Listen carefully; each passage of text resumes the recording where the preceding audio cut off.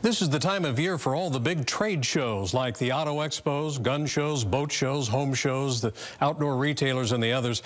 And in New York this week, it's all about toys. The American International Toy Fair is underway with thousands of manufacturers and inventors hoping to get their products into the stores. One of those is a Salt Lake City man who dropped by the station tonight to show us what he hopes will be a big seller. There were several construction projects underway in the KSL lobby.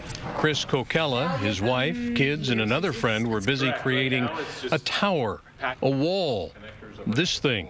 No nails or glue. But the basics are these wood planks and these connectors, which I've dubbed bionic stars. A couple of years ago, Chris started tinkering in his garage to develop something that was more challenging to his kids than the traditional stacking blocks. What he came up with is a versatile way to create things that have angles, odd shapes, 3D. More educational than a toy, really. But in doing so, kids learn the 3D and the 2D spatial aspects. They learn length, they learn measurements, proportions, certainly counting, and then the fundamentals of geometry. He named it BionicBlox, and he hopes it makes a big splash this week in New York at the American International Toy Fair, which attracts toy makers from around the world. BionicBlox is in a handful of stores now, as well as in science and discovery museums across the country, including the Leonardo. They're also very popular with students in Salt Lake's Head Start schools.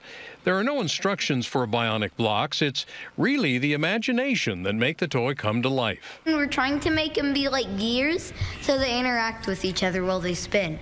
Chris Kokella says kids of all ages get a huge amount of satisfaction for creating and building something themselves that's unique, something which isn't always possible with the more high-tech toys of today. And when I see kids do that in classrooms, they get about, as high as they are, and they start jumping up and down. Look what I built. Look what I built. It's as big as me.